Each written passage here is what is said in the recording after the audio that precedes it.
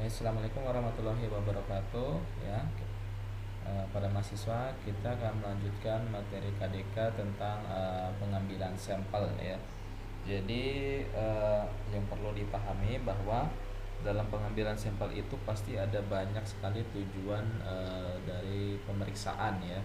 Jadi kalau di sini mungkin saya akan menyampaikan tentang eh, tujuan untuk pemeriksaan adanya mikroba ya. Nah, nanti yang lainnya itu macam-macam ya. Jadi bisa digunakan untuk melihat apakah di dalamnya itu dalam sampel itu ada molekul-molekul ya, lain yang mungkin bisa membahayakan bagi tubuh, atau molekul tersebut eh, digunakan buat identifikasi pemeriksaan ya lainnya, seperti kayak misalnya urin, dilihat apakah ada zat yang eh, mengindikasikan bahwa seseorang tersebut misalnya mengkonsumsi narkoba ya. Jadi macam-macam. Nah, cuman yang mesti kita pahami adalah di sini bagaimana sih sebenarnya metode pengambilan sampel ya, pengambilan sampel. Nah, dan bagaimana kita persiapannya kepada pasien.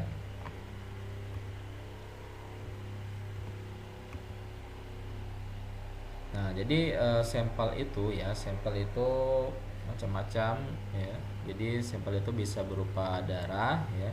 Kemudian juga bisa berupa sputum atau dahak, feses, dan juga urin ya.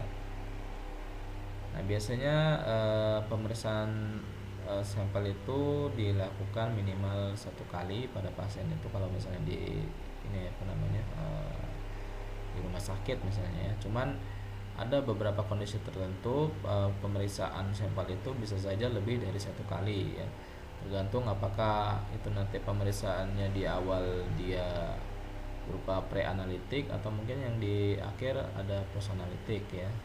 Atau misalnya ingin melihat suatu efektivitas pemberian obat ya, maka ada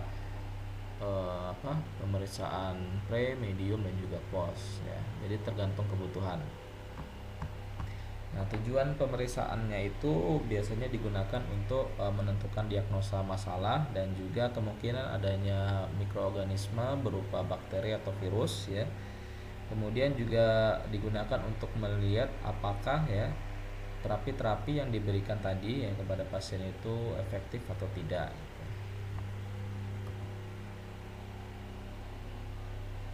Nah, untuk sampel-sampel itu misalnya seperti sputum ya, sputum itu biasanya berasal dari adanya sekresi mukus ya yang dihasilkan dari organ pernapasan seperti paru-paru, bronkus, dan trakea. Nah, ini sebenarnya sekresi-sekresi ini sebenarnya merupakan mekanisme pertahanan tubuh juga ya terhadap bagaimana dia bisa mencegah terhadap infeksi suatu bakteri ya. Nah, juga inilah mengapa kalau misalnya pada orang yang sehat ya, normalnya itu dia tidak memproduksi sputum. Nah, jadi kalau misalnya kondisi-kondisi seseorang itu mengalami penyakit, misalnya terinfeksi bakteri atau virus, nah contoh seperti pada sekarang corona misalnya ya, maka tubuh akan berespon dengan cara mengeluarkan sekresi-sekresi itu, zat mukus ini ya. Nah, nanti yang digunakan untuk melawan patogen. Nah, untuk pengambilan sputum ya itu biasanya dibutuhkan bantuan ya, terutama dibutuhkan kerjasama dengan pasien ya, supaya dia bisa melakukan batuk. Nah, batuknya itu biasanya kalau apa namanya batuk itu ada batuk yang efektif dan batuk tidak efektif. Nah ya, jadi kalau batuk yang efektif itu ya, jadi sekali dia batuk itu udah bisa langsung mengeluarkan semua sputum yang ada pada saat itu gitu ya. Tapi kalau misalnya yang tidak efektif itu jadi dia akan berisiko juga membuat cedera pada tenggorokan ya, Nah, kalau batuk efektif itu nanti dibantu ya dengan pasien dibantu dengan cara diberikan minum air hangat ya, kemudian diberikan posisi yang nyaman, terus diatur napasnya sampai dia bisa mengeluarkan sputum. Nah itu cukup sekali batuk aja gitu ya. Jadi bukan, kalau misalnya batuk itu kan nah gitu ya. Jadi sekali dah dia itu dia langsung ngeluarin sputum. Nah itu yang efektif ya. Tapi kalau yang tidak efektif itu dia batuknya tuh kayak ada apa, seperti ada menarik tenggorokan kayak nah itu tidak efektif ya. Itu batuk yang seperti itu bisa berisiko membuat tenggorokan itu bisa jadi cedera. Makanya kalau misalnya seseorang yang batuk dengan cara mengeluarkan sputumnya seperti itu, biasanya nanti akan ketika dia membuang sputum biasanya ada bercampur darah, percikan darah. Nah, itu karena dia tidak efektif ya mekanisme batuk. Nah, untuk pengambilan sputum ya sebaiknya dilakukan pada pagi hari. Kenapa? Karena pada pagi hari biasanya kan seseorang itu baru istirahat ya, baru selesai istirahat. Nah, pada saat tubuh sudah selesai beristirahat, ya biasanya tubuh ini kan akan lebih rileks ya, dan juga di daerah tenggorokan itu akan lebih mudah mengalami vasodilatasi atau tidak mengalami penyempitan lah intinya ya. Jadi dia lebih longgar tenggorokan itu. Jadi ketika ngeluarin itu juga lebih mudah ngeluarin sputum ya.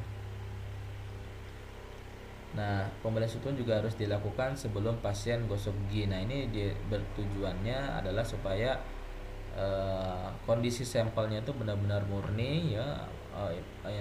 Kalau misalnya dia terinfeksi bakteri atau virus, jadi memang masih belum terkontaminasi zat-zat lain ya. Contohnya seperti dari pasta gigi. Jadi benar-benar murni. Nah, ini sebelum tadi mengeluarkan sputum disuruh untuk berkumur dengan air ya, kemudian nanti mengambil napas dalam lalu batuk. Nah, ini adalah teknik pengambilan sputum ya. Nah, nanti sputum yang diperlukan itu adalah sekitar 15 sampai 30 ml. Sputum yang diambil itu dari batukan pertama ya. Jadi memang sekali batuk itu langsung dia harus efektif, jadi langsung ngeluarin sputum. Nah, setelah itu setelah dia batuk mengeluarkan sputum bisa dilakukan perawatan mulut ya, menggunakan ekspektoran atau mungkin nanti dengan mengkonsumsi air teh manis ya sebelum pengambilan sputum berikutnya nanti. Nah, penyimpanan pada sputum itu sendiri ya, biasanya kita akan menggunakan pot ya, pot seperti ini, pot steril. Jadi potnya itu bening ya, terus nanti ada tutupnya juga. Nah, penyimpanannya itu jika kurang dari 24 jam ya, bisa disimpan pada suhu ruang ya. Nah, kalau pengiriman juga dia harus kurang dari 2 jam ya. Jadi pada saat pengambilan kurang dari 2 jam tuh langsung dikirimkan ke laboratorium. Nah, nanti di laboratorium bisa disimpan kurang dari 24 jam ya.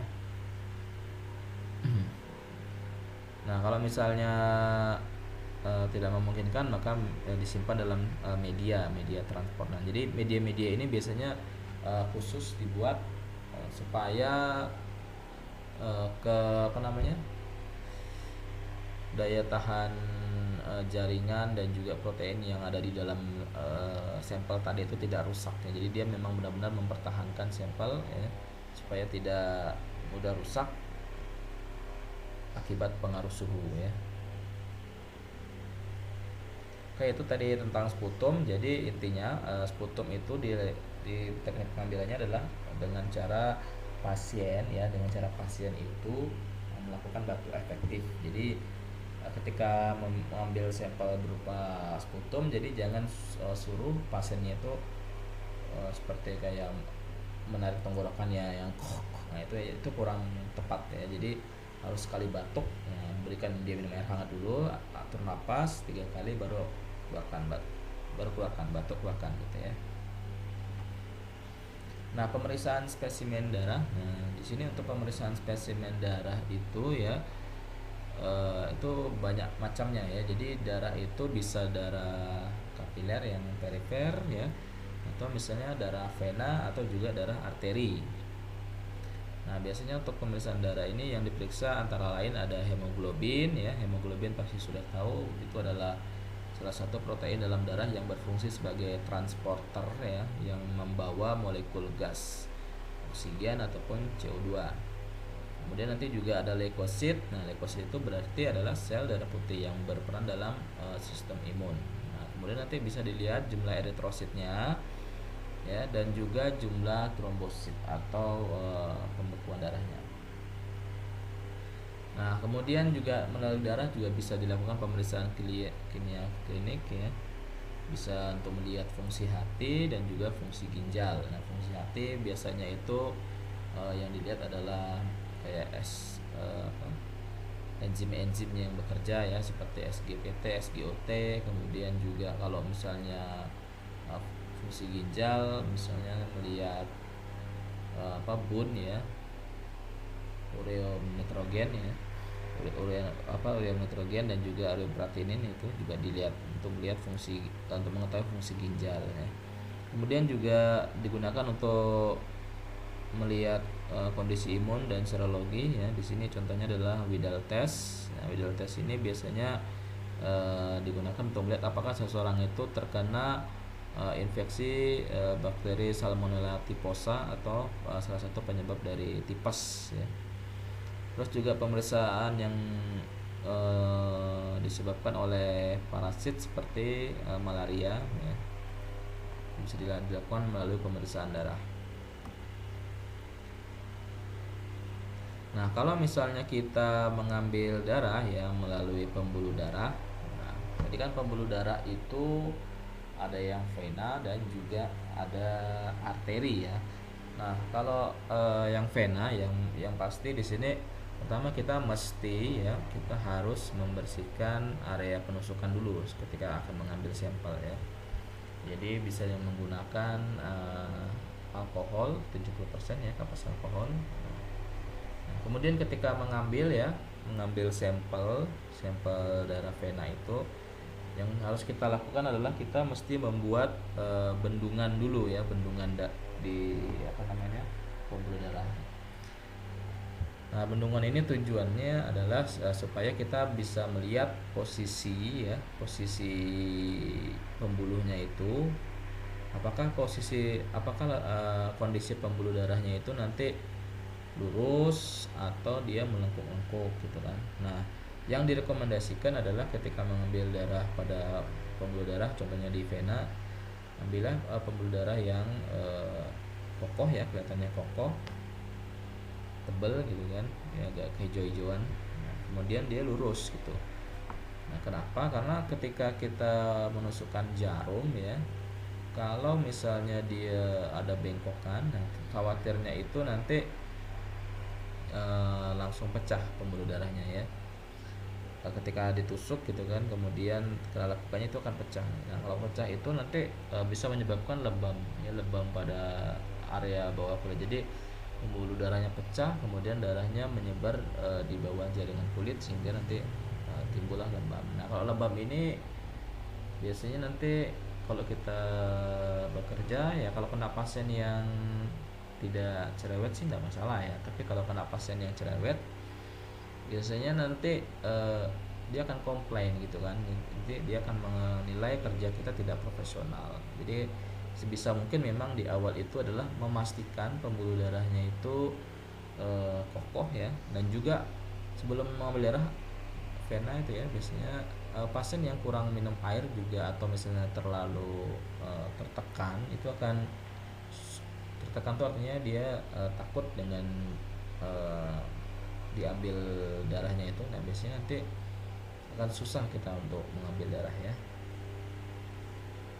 Nah, supaya mudah ya, kita mesti membuat bendungan dulu sebelum pengambilan darah. Nah, bendungan ini bisa dilakukan dengan menggunakan tourniquet.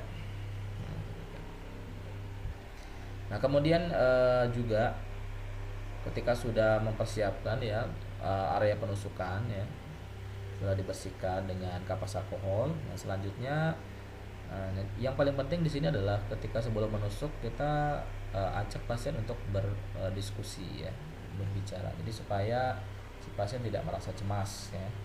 Kalau cemas ini dia nanti akan pembuluh darahnya tiba-tiba akan tenggelam ya. Jadi ada pengaruh hormon yang berperan ya, hormon kortisol ya, itu bisa menyebabkan nanti darah itu bisa, pembuluh darah bisa menciut. Nah kalau misalnya setelah mempersiapkan tadi ya, jadi lokasi penusukan jadi antara antara ini lengan ya, lengan dengan jarum penusukan itu adalah sudut penusukannya itu sekitar 45 derajat. Nah ya, jadi 45 derajat. 30 sampai 45. 30 sih enggak masalah gitu ya. Yang penting jangan 15 ya, karena 15 itu terlalu tipis ya, khawatirnya jarumnya tidak masuk ke pembuluh darah vena tapi malah masuk ke kulit gitu ya. Jadi percuma aja ditarik kalau masuk ke kulit, nggak akan dapat darahnya. Nah jadi setelah ditusuk ya, kemudian dilihat apakah darah itu masuk ke dalam speed atau tidak gitu ya. Nah kalau misalnya masuk, maka nanti volumenya itu tergantung dari keperluan pemeriksaan ya. Biasanya kalau untuk pemeriksaan kimia darah itu sekitar 2 sampai 3 cc ya. 3 cc. Nah nanti diletakkan ke dalam tabung selanjutnya ya. Nah tabung ini biasanya macam-macam, nanti tabungnya itu ada yang memiliki heparin atau tidak gitu. Kalau memiliki heparin biasanya nanti darahnya akan encer. Nah kalau yang tidak biasanya darahnya akan tetap kental. Ini adalah gambaran proses penusukan ya. Jadi sudut penusukan ini adalah supaya bisa masuk ke dalam pembuluh vena ya, 30 sampai 45 derajat. Nah, kalau misalnya untuk pemeriksaan analisis gas darah ya. Analisis gas darah ini sudut penusukannya adalah 90 derajat. Nah, analisis gas darah ini biasanya digunakan buat pemeriksaan saturasi oksigen ya. Jadi saturasi oksigen itu kalau yang normalnya kan 80 sampai 100 ya. Sampai normal. Nah, kalau untuk pemeriksaan kimia tadi itu bisa vena semuanya. Nah, ini kalau darah vena itu tadi tergantung pemeriksaan ya. Memang biasa kalau di sini yang diperlukan adalah sekitar 10 sampai 20 ml ya. Nah, ini darah ini untuk keperluan pemeriksaan bakteri ya. Tapi kalau untuk pemeriksaan darah tidak sebanyak ini. Nah, darah ini diperiksa ya untuk jika pemeriksaan untuk kondisi mengetahui ada bakteri atau tidak, itu nanti dilakukan pada saat suhu tubuh naik. Nah, habis itu darah diambil dari 2 tempat yang berbeda, yaitu vena kanan. Nah, ini pengambilan ini digunakan untuk melakukan konfirmasi pemeriksaan. Jadi apakah nanti hasilnya benar atau sesuai atau tidak gitu ya.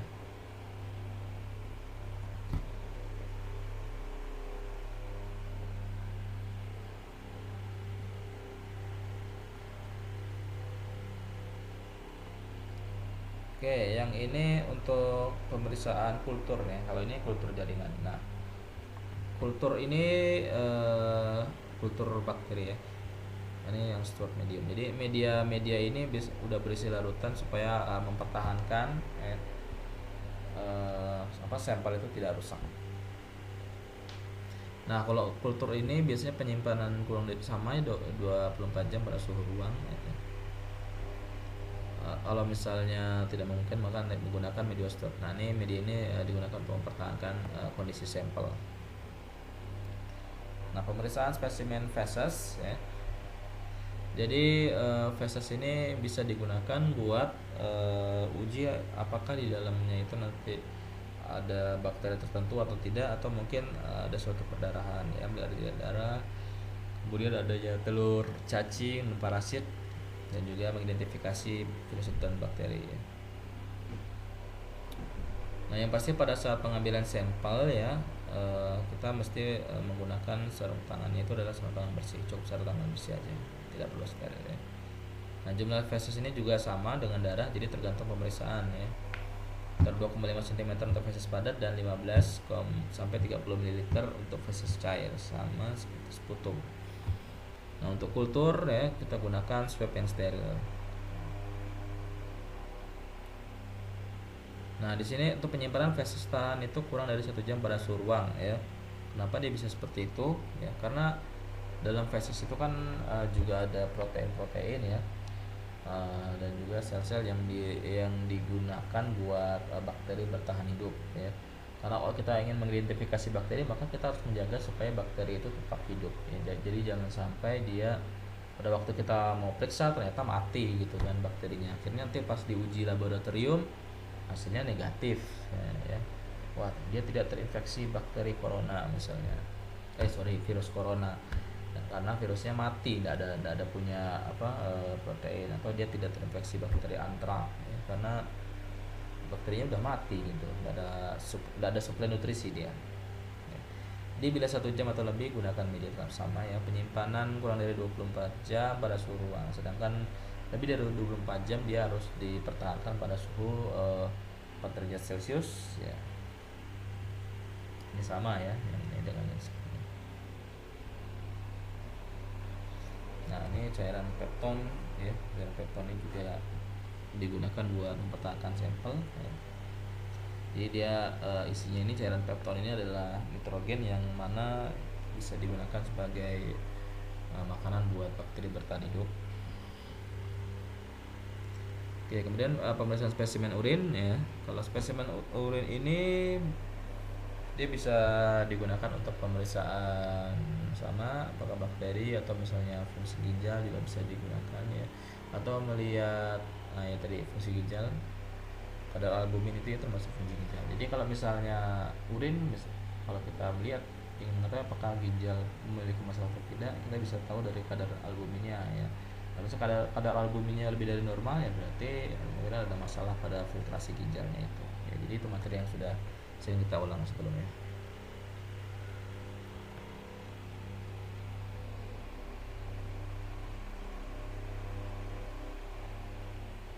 Nah, kalau pengambilan sampel urin itu sebenarnya kurang disarankan ya untuk menggunakan kateter. Ya karena kita bisa menyebabkan karena kateter itu adalah suatu tindakan invasif ya.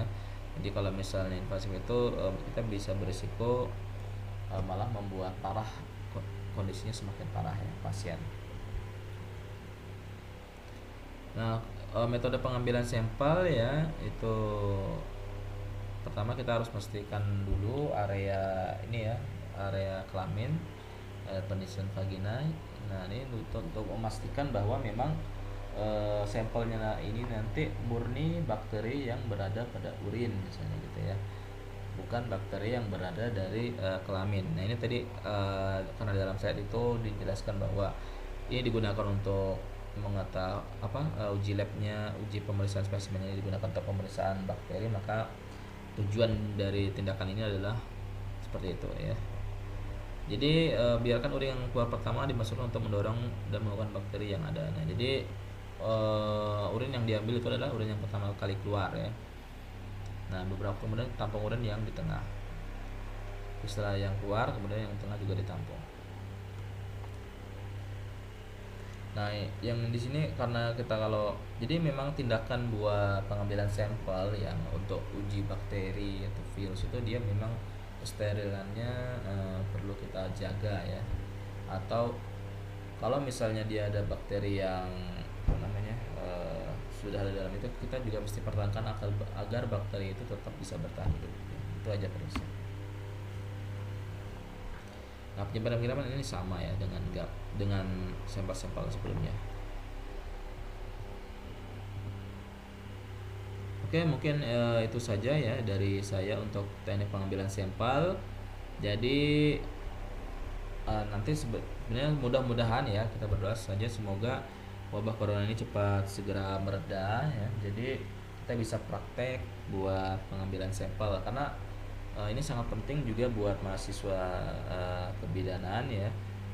Kalau di lapangan itu pasti nanti akan ada pemeriksaan seperti ini. Nah, jadi saya harapkan soft skill ya, hard skill untuk teknik pengambilan sampel ini mesti diasah, terutama pengambilan sampel darah. Nah, karena tidak semua orang itu ahli dalam mengambil darah atau tindakan phlebotomi itu. Jadi di pembelian darah itu namanya teknik flebotomi ya. Kalau sampel yang lain mungkin ya nggak sulit, tapi kalau darah itu yang lumayan sulit, terutama orang-orang yang memiliki badan yang cukup gemuk. Biasanya itu cukup gemuk dan kurang lengannya itu kurang digunakan buat aktivitas yang berat. Nah, biasanya pembuluh darahnya akan susah dideteksi. Nah, itu butuh kemahiran yang sangat tinggi ya, terutama untuk berani mencoba, berani menusuk. Karena kalau misalnya tangan itu nggak dilatih, biasanya nanti akan gemetaran pada saat menusuk jarum ya.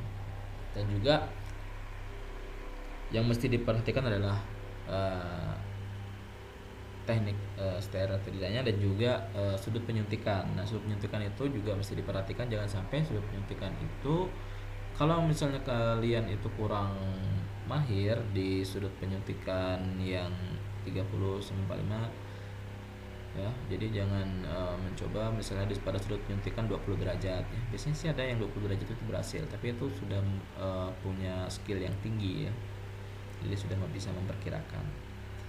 Nah, teknik pengambilan sampel darah juga sebenarnya sama dengan teknik memasang infus. Nah, infus juga itu lebih sulit ya, karena infus itu ketika kita memasang ya, ada dua jarum yang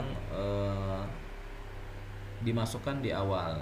Nah, setelah dimasukkan di awal nanti sisanya itu nanti yang tetap berada di pembuluh darah. Nah, satunya lagi mesti kita keluarkan. Nah, itu kesulitan di teknik pemasangan infus seperti itu. Nah, jadi memang harus sering dilatih. Nah, kalau yang tidak berhasil, yang kurang terlatih juga, biasanya nanti pengambilan darah itu bisa menyebabkan pembuluh darah pasien bisa pecah ya. Nah, itu bisa menyebabkan lebam nanti yang seperti saya sudah ceritakan tadi. Nah, kalau misalnya itu pembuluh darah sampai pecah, nah khawatirnya itu karena pasien yang tidak bisa terima, jadi dia bisa saja komplain ya. Nah, kalau komplain itu akan susah masalahnya kalau kita tidak bisa melakukan handling of objection, atau misalnya bagaimana caranya kita menghandle komplain pasien ya. Ya, jadi itu aja dari saya mungkin ya. Kalau ada yang mau ditanyakan, kita bisa diskusi dalam grup.